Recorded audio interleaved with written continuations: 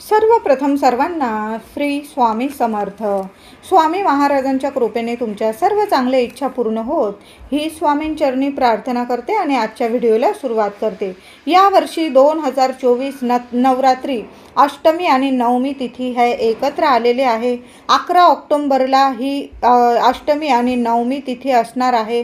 तर अष्टमी तिथी ही 10 ऑक्टोंबरला दुपारी 12:32 सुरू होणार आहे आणि 11 ऑक्टोंबरला दुपारी 12:07 ही समाप्त होणार आहे. आणि नवमी तिथी 11 ऑक्टोंबरला दुपारी 12:08 लगेच सुरू होईल आणि 12 ऑक्टोंबर सकाळी 10:58 ही नवमी तिथी संपणार आहे. म्हणून आपल्याला अष्टमी आणि नवमी तिथी दोन्ही तिथी आपल्याला 11 ऑक्टोंबर शुक्रवार रोजी साजऱ्या करायच्या आहे आणि 12 ऑक्टोंबरला आपल्याला दसरा विजयादशमी हा सण साजरा करायचा आहे. तर अष्टमी नवमी असे बरेच उपाय असतात लक्ष्मी प्राप्तीसाठी आणि यंदाची अष्टमी तर शुक्रवारी आलेली आहे. सोन्यासारखा दिवस आपल्या आयुष्यात जीवनात प्रत्येक व्यक्तीला वाटतं सुखी होण्यासाठी प्रत्येक व्यक्ती प्रयत्न करत असते. प्रत्येकाला असं वाटतं आपल्याकडं पैसा, धन, दौलत आणि पैसा, सुख, संपत्ती बरोबर आपल्याला सुख, शांती, समाधान, आनंद, आरोग्य या सर्व गोष्टींची मनुष्याला जीवनात खूप गरज असते. आणि त्यासाठी थोडेसे उपाय जर आपण केले आणि चांगल्या शुभ तिथींना जर उपाय केले तर 100% आपल्याला फळ देऊन जातात. आणि नवरात्रीत तर माता लक्ष्मीची हजारो पटीने माता जागृत अवस्थेत असते. आणि आपण जर या अष्टमीला नवमीला उपाय केले तर 100% आपल्याला माता लक्ष्मी नक्कीच फळ देऊन जाते. खूप कष्ट घेऊन सुद्धा काही वेळा कामात यश मिळत नाही, कष्टाला फळ मिळत नाही. तर नवरात्रीमध्ये काही खास उपाय केले तर नक्कीच तुम्हाला माता लक्ष्मीबरोबर तुमच्या कुलदेवीचा सुद्धा कृपा आशीर्वाद मिळेल आणि प्रत्येक कामात यशस्वी व्हाल, नशिबाची साथ मिळायला लागेल आणि प्रत्येक गोष्ट तुमच्या मनासारखी घडायला लागेल. घरात काही वेळा खूप कटकटी होतात, पैसा टिकत नाही, लक्ष्मी नाराज असते, काही ना काही करून आरोग्य नीट राहत नाही. म्हणजे घरातली मुख्य महिला असू दे, व्यक्ती असू दे, मुलं बाळं असू दे, काही वेळा आरोग्य इतकं खराब होतं की पैसा येतो आणि लगेच जातो. मग अशा वेळी जर आपण या अशा तिथींना, शुभ तिथींना काही उपाय केले महिलांनो, नक्कीच तुमच्या घरात बरकत येईल, आनंद येईल, आरोग्य येईल. आणि ज्या घरात आरोग्य राहतं त्या घरात पैशाला पैसा टिकून राहतो, लक्ष्मी राहते, बरकत राहते त्या पैशाला आणि विनाकारण खर्चसुद्धा टळत असतो. तर नवरात्री अष्टमी 11 ऑक्टोंबरला नवरात्रीची अष्टमी आणि नवमी तिथी या दोन्ही तिथी एकत्र आल्याने खूप सोन्यासारखा दिवस आहे. तर अष्टमीला 8व्या माळेला आणि 9व्या माळेला आपल्याला हा उपाय करायचा आहे महिलांनो. या दिवशी कन्यापूजनसुद्धा अष्टमी तिथी आहे, नवमी आहे. सप्तमी, अष्टमी, नवमी या तिन्ही तिथींना तुम्हाला जेव्हा जमेल ना तेव्हा आनंदाने आपल्या घरात कुमारिका पूजन अवश्य करा. तुम्हाला जेवढ्या कुमारिका मिळतील ना, तुमच्या घरातली जरी तुमची कुमारिका असेल, 10 वर्षाखालील मुलगी असेल, तिला जरी पूजलं ना, किंवा आजूबाजूच्या तुमच्या शेजारी वगैरे तुमच्या असतील कुमारिका, तर मी म्हणेल नक्की पूजा आणि त्यांचे पाय धुवून त्यांना हळदी, कुंकू, फुलं वाहून पूजा करा. त्यांना गोडाधोडाचा काहीतरी खायला प्रसाद द्या. पण कटाक्षाने आपल्याला त्यांना जे आपण खायला देऊ त्यात तुम्हाला आंबट, चिंबट या वस्तू अजिबात द्यायच्या नाही आहे. कारण संतोषी माता हे सुद्धा 9 रूपांमधलंच एक रूप आहे. आणि संतोषी माता ज्या घरात पूजली जाते त्या घरात आंबट, चिंबट या गोष्टी खाणं टाळतात. त्या घरात कधीच आंबट, चिंबट आणि शुक्रवारी तर आंबट, चिंबट खाल्ले जात नाही. आणि शुक्रवारीच अष्टमी आलेली आहे. महिलांनो, तुम्ही जर कुमारिका पूजन, कन्यापूजन करत असाल तर चुकूनसुद्धा आंबट, चिंबट, चिंच, टमाटा अशा गोष्टी, आमचूर पावडर, काही लोक खरंच महिला काही वेळा काळे चणे वगैरे ब्राऊन कलरचे चणे मुलांना उकडवून वगैरे प्रसाद म्हणून करतात, त्यात ह्या गोष्टी आंबा पावडर, आमचूर पावडर अशा गोष्टी टाकून तो प्रसाद, चटपटीत प्रसाद तयार करतात. तर चुकूनसुद्धा महिलांनो, आपल्याला वाटतं आपल्या प्रसादाने मुलं खुश व्हावी, पण यावर्षी चूक करू नका. अष्टमी आणि नवमी तिथी ही शुक्रवारी आलेली आहे आणि शुक्रवार हा संतोषी मातेचा हा वार असतो, प्रिय वार आहे. म्हणून या दिवशी चुकूनसुद्धा टमाटा, लिंबू, आमचूर पावडर म्हणजे अशा आंबट चिंबट वस्तूंचा उपयोग आपण प्रसाद बनवताना करू नका. मग बाकी तुम्ही गोड खीर तांदळाची खीर किंवा रव्याचा शिरा म्हणजे तुम्हाला जो प्रसाद द्यायचा ना मुलींना तुम्ही देऊ शकता. मुलींबरोबर तुम्हाला एखादा मुलगा मिळाला तर मुंज म्हणून त्याला सुद्धा पूजायचं आहे आणि नाहीच मिळालं तर एक कन्या, एक कुमारिका पूजली, घरातली किंवा बाहेरची तरीही चालेल. मुलींना, कुमारिकांना घरी पाठवताना त्यांचा आधी मान सन्मान करून त्यांना एक पानाचा विडासुद्धा बरोबर द्यायचा आहे. भेटवस्तू द्या, साज शृंगाराच्या भेटवस्तू द्या आणि त्यात एक पानाचा विडा द्या आणि शेवटी बरोबर जाताना त्यांना मुठभर तांदूळ द्यायचे आहे. आपल्या घरात धनधान्याला कधीही कमी पडत नाही आणि त्यातूनच उरलेले तांदूळ आपल्या डब्यात, मुख्य डब्यात टाकून द्यायचे आहे. महिलांनो, खूप छान सेवा आहे ही सुद्धा. तुमच्या घरात धनधान्याला कमी उरणार नाही. काहीतरी छान भेटवस्तू द्या मुलींना, कन्यांना. मुली खुश झाल्या पाहिजे असं आपल्याला कुमारिका पूजन करायचं आहे आणि मुलींना पानाचा विडा आणि मुठभर तांदूळ द्यायला विसरू नका. त्याचबरोबर आता शुक्रवार आणि अष्टमी खूप छान सोन्यासारखा उपाय सांगत आहे महिलांनो. सकाळी करा, संध्याकाळी करा, हा उपाय नक्की करा. 100% फळ देऊन जाणारा उपाय आहे. काय करायचं आहे तुम्हाला? 11 किंवा 21 पिवळ्या कवड्या घ्यायच्या आहे. कवड्या जुन्या असल्या तुमच्या पारंपरिक त्यासुद्धा तुम्ही या उपायासाठी वापरू शकता किंवा नवीन कवड्या आणल्या, तुम्ही नवरात्र चालू आहे, सोन्यासारखे दिवस आहे, नवीन कवड्या आणल्या तरी चालेल. पण घरात असतील तर माता लक्ष्मीसमोर तुम्ही नेहमी पूजत असाल त्याच कवड्या घेतल्या तरी चालेल. तर कवड्या घ्यायच्या आहे. 11 किंवा 21 कवड्या घ्या आणि त्या कवड्या केशर आणि हळदीचं थोडंसं पाणी करायचं आहे. त्यात थोडीशी केशर टाका. त्या पाण्याने स्वच्छ कवड्या धुवून घ्यायच्या आहे, पुसून घ्यायच्या आहे आणि एका वाटीत थोडेसे तांदूळ ठेवायचे. त्या वाटीत त्या तांदळावर कवड्या नीट ठेवायच्या आहे, 11 किंवा 21, आणि त्या कवड्या तुम्हाला माता लक्ष्मी जवळ ठेवायच्या आहे. आधी स्वतःला कपाळी हळदी कुंकू लावा, माता लक्ष्मीला हळदी कुंकू, लाल फुलं अर्पण करा. नंतर पिवळ्या कवड्यांची हळद मिश्रित पाण्याने धुतलेल्या, केशर मिश्रित पाण्याने धुतलेल्या कवड्यांना तुम्हाला हळदी कुंकू, अक्षता, फुलं वाहायची आहे आणि आपल्याला छान अशी नवार्णव मंत्राची सेवा करायची आहे आणि महालक्ष्मी अष्टकाची सेवा करायची आहे. किमान तुम्हाला 11 माळी तरी नवार्णव मंत्राच्या 11 माळी जपायच्या आहे आणि महालक्ष्मी अष्टकाचा 16 वेळा पाठ करायचा आहे. खूप सुंदर सेवा आहे. अनुभव आल्याशिवाय राहणार नाही महिलांनो. किमान थोडाच वेळ लागेल तुम्हाला, काही नाही, अर्धा तासाच्या आत तुमची सेवा होऊन जाईल. महालक्ष्मी अष्टक 2 मिनिटांचंच आहे. तुम्हाला किमान 16 वेळा तरी पठण करायचं आहे. नाहीच जमलं, मुलं बाळं आहे, किमान 8 वेळा तरी तुम्हाला पठण करायचं आहे आणि नवार्णव मंत्राची तर तुम्हाला 11 माळी जप करायचा आहे. महालक्ष्मी समोर या कवड्या ठेवून तुम्हाला या 2 सेवा, नवार्णव मंत्र 11 वेळा आणि 16 वेळा महालक्ष्मी अष्टकाचा पाठ नक्की करा. वर्षभर तुम्हाला या सेवेचं फळ मिळत राहील. कुठून ना कुठून पैसा, सुख, शांती, आनंद, आरोग्य तुमच्या घरात येत राहील. कशाला कमी पडणार नाही. अष्टरूपी महालक्ष्मी माता तुमच्यावर खूप खूप प्रसन्न होईल आणि त्याबरोबर तुमची कुलदेवी, कुलस्वामिनीचा आशीर्वाद वर्षभर अखंड तुमच्याबरोबर राहील. त्या कवड्या तुम्हाला दसऱ्यापर्यंत ह्या 2 सेवा करायच्या आणि तुम्हाला त्या कवड्या तिथंच ठेवायच्या आहे.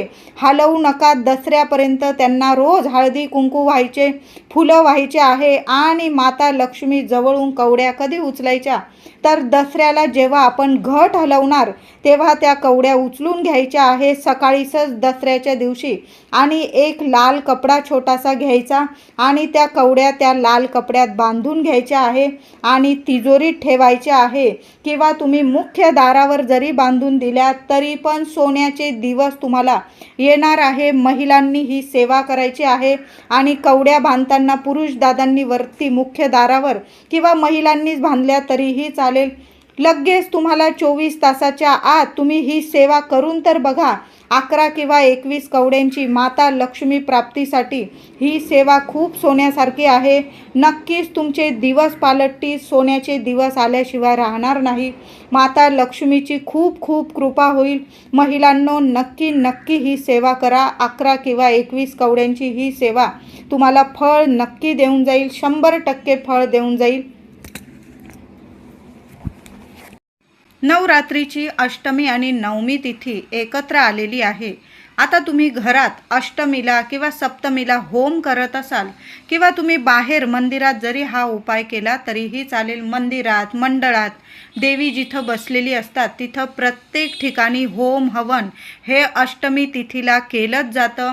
तुम्ही घरी जरी होम हवन करत असाल, अगदी साध्या सोप्या पद्धतीने तुम्ही ताम्हणात किंवा होम पात्र तुम्हाला असेल तुमच्याकडं, तुम्ही त्यात सुद्धा होम करू शकता. शेणाच्या गौरीवर कापूर आणि तूप असा होम आपल्याला घरच्या घरी अगदी शास्त्रशुद्ध पद्धतीने करता येतो. 5 फळं आजूबाजू ठेवायची, त्यात 1 लिंबू अवश्य ठेवा होमाजवळ, विड्याची पानं आणि 5 फळं ठेवून आपल्याला अगदी साध्या सोप्या पद्धतीने होम करता येतो. होम सामग्री तुम्हाला अवश्य बाहेर मिळून जाईल, बाजारात, दुकानात.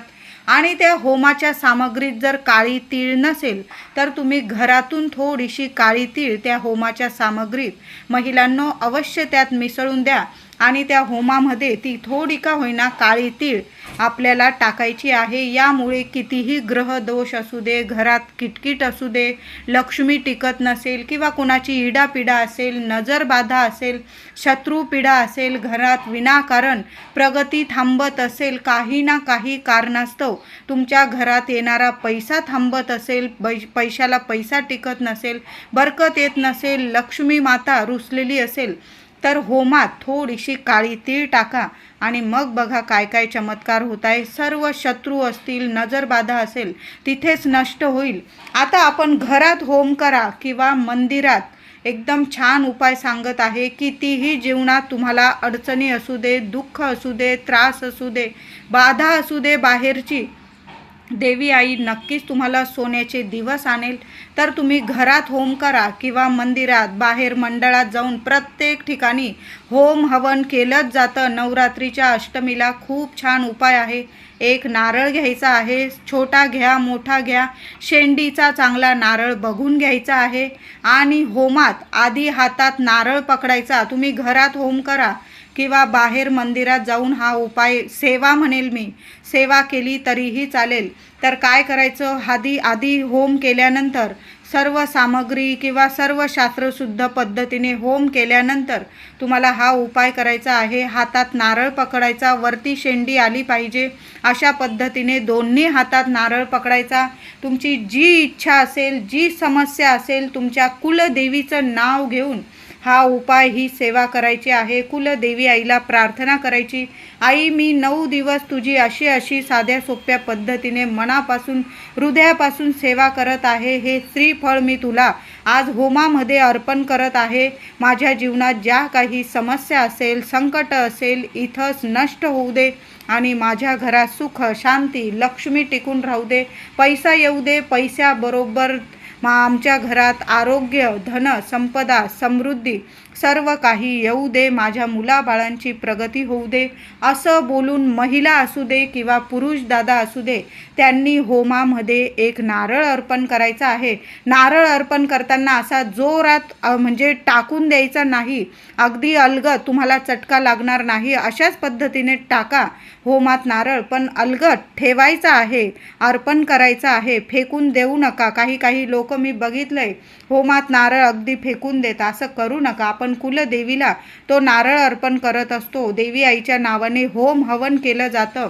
तर होम हवन का करतात, तर जी काही बाधा असते, नकारात्मकता असते, आजूबाजू या जगात जी वाईट शक्ती असते त्या शक्तीचा नाश हो म्हणून हा नवरात्रीत होम हवन केलं जातं. आणि त्याला जर तुम्ही एक श्रीफळ दिलं, पाण्याचं चांगलं श्रीफळ बघून आणा आणि ते श्रीफळ जर अर्पण केलं तर सर्व बाधा प्रशमन होतात, म्हणजे नष्ट होतात आणि देवी आई प्रसन्न होते. जी काही तुमच्या आजूबाजू निगेटिव्हिटी असेल, नकारात्मकता, शत्रुपीडा असेल, कोणी विनाकारण त्रास देत असेल, तर मी म्हणेल सर्वांनी एक नारळ अष्टमीला होमात अवश्य द्यायचं आहे. महिला असो पुरुष असो, सर्वांनी घरातील एका कर्त्या व्यक्तीने होमात नारळ अर्पण करायचा आहे. महिलांना 4 दिवस वगैरे असेल तर नका हा उपाय करू, पुरुष दादांनी केला तरी चालेल. घरातल्या फक्त एका व्यक्तीने एक नारळ आपल्या घराकडून, संपूर्ण कुटुंबाकडून आपला एक नारळ होमात हा गेलाच पाहिजे. म्हणून घरात होमात एक नारळ अर्पण करा किंवा मंडळात, मंदिरात, कुठंही तुम्हाला होम असेल तिथं तुम्ही आधी होमाला नमस्कार करा, हळदी कुंकू व्हा, आपल्या कुलदेवीचं, कुलस्वामिनीला नमस्कार करा, प्रार्थना करा. जी काही इडापिडा संकट असेल देवी आईला प्रार्थना करून सांगा आणि होमात एक नारळ अर्पण करायचा आहे. खूप छान सेवा आहे. नक्कीच मी सांगते, सोन्याचे दिवस आल्याशिवाय राहणार नाही. तर अष्टमी तिथी 11 ऑक्टोंबरला ही 11 ऑक्टोंबरला अष्टमी आणि नवमी तिथे आलेली आहे. अष्टमी तिथी 10 ऑक्टोंबरला दुपारी 12:32 सुरू होईल आणि 11 ऑक्टोंबरला 12:07 समाप्त होणार आहे. पण उदय तिथीनुसार आपल्याला अष्टमी आणि नवमी ही एकत्र साजरी करायची आहे. तर 11 ऑक्टोंबरला अष्टमी आणि नवमी साजरी करायची आहे. ह्या तिथी दोन्ही एकत्र आलेले आहे. आता बऱ्याच महिला, पुरुष दादा हा बसता उठ्ठा उपवास करतात, तर अष्टमीला धरतात आणि नवमीला सोडतात. काही जण 9 दिवस उपवास करतात. अशा पद्धतीने तुम्ही उपवास करत असाल तर पहिल्यांदा सांगते, उठ्ठा बसता ज्यांचे उपवास आहे, जे लोक अष्टमी किंवा नवमीला उपवास धरतात आणि तो उपवास केव्हा सोडायचा, तर तुम्ही नवमीची तिथी ही 12 ऑक्टोंबरला सकाळी 10:58 संपणार आहे. म्हणून तुम्हाला नवमीचा उपवास ज्यांनी उठ्ठा बसता उपवास केलेले आहे त्यांच्यासाठी सांगत आहे. 12 ऑक्टोंबरला दसऱ्याच्या दिवशी सकाळी 10:58 आत तुम्हाला उपवास सोडायचा आहे. म्हणजे 10 वाजता तुम्ही काहीतरी खाऊन घ्या, म्हणजे नीट वरण भात भाजी पोळी किंवा तुम्ही जे जेवणावर, ज्या प्रसादावर उपवास सोडणार असाल, देवी आईचा जो प्रसाद असेल तो खाऊन उपवास सोडला तरीही चालेल. तर तुम्हाला बसता उठ्ठा ज्यांचे उपवास आहे त्यांच्यासाठी 12 ऑक्टोंबरला 10 वाजेपर्यंत तुम्हाला उपवास सोडायचा आहे, 10-10:30पर्यंत. आता ज्यांचे 9 दिवस उपवास आहे आणि ते लोक दसऱ्याला उपवास सोडतात, तर त्यांनी पूर्णावरणाचा नैवेद्य दाखवा देवी आईला आणि त्यांनी दसऱ्याच्या दिवशी 12 ऑक्टोंबरला दुपारी 11 वाजेनंतर तुम्हाला देवी आईला घटाला आधी नैवेद्य दाखवायचा आहे. आणि नवमीचा सुद्धा उठ्ठा बसता उपवास सोडताना सुद्धा आधी देवी आईला नैवेद्य दाखवा आणि मग थोडेसे घट हलवायचे आणि घट हलवताना उत्तर दिशेकडे पहिल्यांदा घट हलवायचे. घटात 2 चमचे दूध टाका आणि मग उत्तर दिशेकडे थोडासा घट हलवायचा आणि मग नवमीचा उपवास तुम्हाला 12 ऑक्टोंबरला सकाळी 10:30 वाजेपर्यंत सोडायचा आहे. आता ज्यांचे 9 दिवस उपवास आहे त्यांनी सुद्धा 12 ऑक्टोंबरला दसऱ्याच्या दिवशी थोडेसे घट हलवायचे. घटात थोडंसं 2 चमचे दूध टाकायचं आणि उत्तर दिशेकडं थोडासा घट हलवायचा. देवी आईला जी इच्छा असेल बोला आणि मग तुम्हाला 11 वाजेनंतर, दुपारी 11 वाजेनंतर घट हलवून देवी आईला पूर्णावरणाचा किंवा गोडाधोडाचा नैवेद्य दाखवून तुम्हाला हा उपवास सोडायचा आहे. तुम्हाला कळालंच असेल बसता उठ्ठा उपवास कधी सोडायचे, 9 दिवसाचे उपवास कधी सोडायचे. आपण 9 दिवस झालं आपल्या भगवती आईची छान अशी पंचोपचार पूजा करत आहोत. रोज घटाला माळ, पहिल्या दिवशी आपण घटस्थापना, अखंड दिव्याची स्थापना, मंगल कलशाची स्थापना, प्रत्येक घरामध्ये देवी आईची स्थापना झाली, देवी आई घटी बसली. रोज आपण नित्य नियमाने घटाला माळ, पाणी, आरती, दिवा, नैवेद्य दाखवत आहोत. आता घट उठवायची बघता बघा सप्तमी अष्टमी सुद्धा आलेली आहे आणि आता घट उचलायची वेळ आलेली आहे. तर घट कधी उचलायचा, कधी उपवास सोडायचा, बऱ्याच जणांना असा प्रश्न पडलेला असतो. तर 9 दिवसात सर्व कुटुंबियांनी मिळून एकदा तरी आपल्या कुलदेवी समोर दुर्गा सप्तशतीचा पाठ करायचा आहे. आता 11 ऑक्टोंबरला नवमी आणि अष्टमी आणि नवमी एकत्र आलेली आहे. या दिवशी जरी तुम्ही दुर्गा सप्तशतीचा पाठ केला, एक पाठ जरी केला ना 9 दिवसात तरीही चालेल. तुम्ही जास्त केलेले असतील, 7, 14 असे पाठ केलेले असतील तर सोन्याहून पिवळं, आणि नसेल झाला तुमच्याकडून तरी पण अजून वेळ गेलेली नाही आहे. अष्टमी आलेली आहे आणि नवमी पण त्याच दिवशी आहे 11 ऑक्टोंबर 2024ला. तर या दिवशी तुम्ही दुर्गा सप्तशतीचा एक पाठ करू शकतात. त्याचबरोबर कुलाचाराप्रमाणे तुम्ही दरवर्षी सप्तमी किंवा अष्टमीला फुलोरा बांधणार असाल तर आज किंवा उद्या तुम्हाला फुलोरा देवी आईला अर्पण करायचा आहे, फुलोरा बांधायचा आहे. त्याचबरोबर अष्टमी नवमीला परंपरेप्रमाणे ज्या दिवशी तुमच्या घरात दरवर्षी कुलाचार असेल, कोणी सांगतंय म्हणून तुम्ही तशी पद्धत वापरू नका. तुमच्या घरात दरवर्षी जशी घटस्थापना होते, जसे घट उचलले जातात, जसे घट हलवले जातात, ज्या दिवशी हलवले जातात, काही ठिकाणी नवमीला, काही ठिकाणी दसऱ्याला घट हलवले जातात, तुम्हाला तशाच पद्धतीने करायचं आहे. मी सांगते म्हणून किंवा इतर ताई सांगताय म्हणून असं अजिबात करू नका. आपली परंपरा खूप महत्त्वाची असते. मोठ्यांचा सल्ला, घटस्थापना असू दे किंवा देवी देवतांचा कुलाचार, यात खूप मोलाचा असतो. म्हणून घट जेव्हा हलवायचे तुम्ही मोठ्यांना विचारून घ्या. एकतर नवमीला घट हलवता किंवा दसऱ्याला. सकाळी नवमीला परंपरेप्रमाणे सकाळी शंख किंवा घंटा ध्वनी करून कुलदेवीचा टाक, काही जण टाक घटावर मांडतात आणि मग घटस्थापना करतात, काही जण नारळ ठेवतात.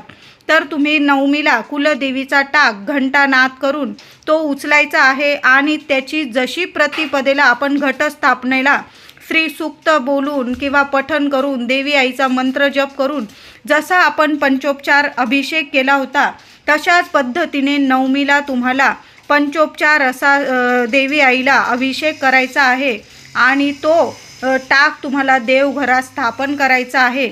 मग काही लोक नवमीलाच आपल्या देवघरातील देवांची, संपूर्ण देवांची सुद्धा, एकदा का टाक उचलले गेला मग देवी आई घटातून उठलेली आहे आणि तुम्ही सर्व देवी देवतांची पूजा करू शकता. त्याचबरोबर अष्टमी आणि नवमी एकत्र आलेली आहे.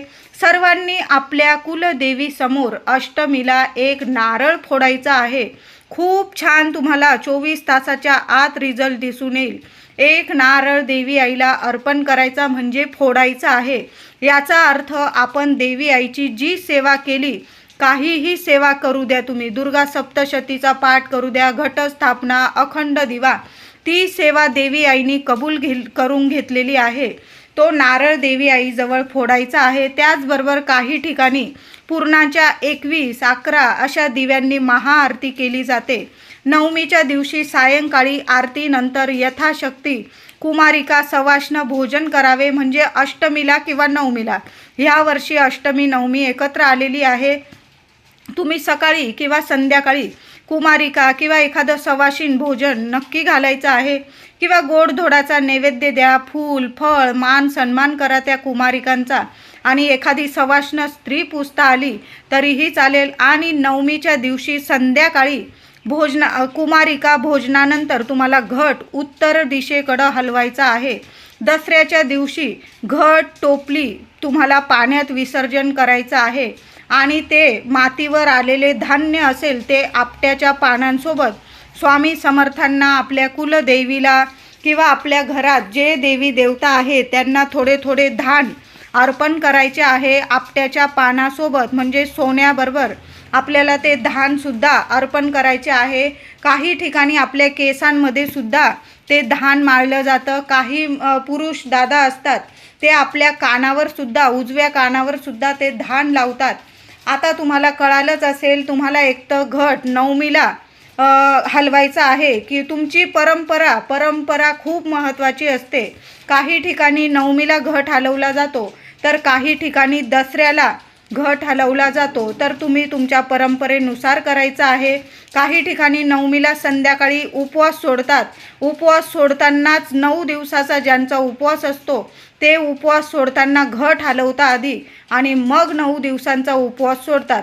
काही ठिकाणी दसऱ्याच्या दिवशी देवी आईला पूर्णावरणाचा नैवेद्य दाखवून सकाळी 11-12 वाजेच्या आत घट हलवला जातो आणि मग उपवास सोडला जातो. तर अशा पद्धतीने आपल्याला घट हलवायचा आहे. आता घटावरील नारळ अजिबात फोडायचा नाही. आपण कुलदेवी स्वरूप तो नारळ घटात मांडलेला होता. सर्व घट तुम्हाला धान्यासकट धान आलेलं त्यातील थोडं धान काढून घ्यायचं आहे. आपल्या देवी देवतांना अर्पण करा आणि बाकी सर्व तुम्हाला विसर्जित करायचं आहे वाहत्या पाण्यात. आता तुम्हाला कळालं असेल, नारळ फोडू नका. आपण जो कलशात नारळ मांडलेला होता तो तुम्हाला पाण्यात विसर्जित करायचा आहे. आणि अष्टमी नवमी एकत्र आलेली आहे. त्या दिवशी आपल्याला कुलाचार आहे आपला. त्या दिवशी आपल्याला देवीसमोर एक नारळ फोडायचा आहे. नवीन नारळ आणा आणि तो देवीसमोर फोडा. घटात मांडलेला नारळ अजिबात फोडायचा नाही. बाकी सर्व वस्तू साहित्य ते देवी आईच्या घटाबरोबर आपल्याला निर्माल्यात विसर्जन करायचे आहे. त्याचबरोबर आता 9 दिवस अखंड दिव्याचं काय करायचं, जोवर दिवा चालू आहे नीट तोवर तो विझवायचा नाही. जेव्हा तो स्वतःहून विझेल तेव्हाच तो दिवा विझू द्यायचा. नंतर त्या तेलाचं काय करायचं, एखाद्या बरणीत वगैरे भरून ठेवा. तुमचे हातपाय दुखले, कंबर दुखलं, महिला पुरुष दादा सर्वांना ते तेल खूप उपयोगी आहे. 9 रात्रीचा 9 दिवसांचा देवी आईचा त्यात आशीर्वाद आहे. ते तेल नीट सांभाळून ठेवा. दुखणं खुपणं आलं ते तेल थोडंसं लावून बघा. खूप चमत्कारिक तुम्हाला फायदे दिसून येतील. हे तेल दुसऱ्या दिव्याला नाही वापरलं तुम्ही, किंवा तुम्हाला देवघरातील दिव्यात वापरायचं असेल तुम्ही वापरू शकता. पण अशा पद्धतीने सुद्धा तुम्हाला आरोग्यदायी रिझल्ट दिसून येईल. तुमचं काही दुखलं खुपलं, महिलांची पाठ कंबर दुखली, तिथंसुद्धा तुम्ही तेल अखंड दिव्याचं तेल वापरू शकता. खूप सुंदर अनुभव येतो. लगेच दुखणं देवी आईच्या कृपेने नष्ट होतं. तर अशा पद्धतीने आपल्याला तुम्हाला कळालं असेल घट कधी हलवायचा, घटाच्या वस्तूंचं साहित्यांचं काय करायचं आहे, उपवास कधी सोडायचा आहे, अखंड दिवा कधी हलवायचा, दिव्यातील तेलाचं काय करायचं आहे. व्हिडिओ आवडला असेल लाईक करा, सर्वांना शेअर करा, चॅनलला कृपया सबस्क्राईब करा. धन्यवाद.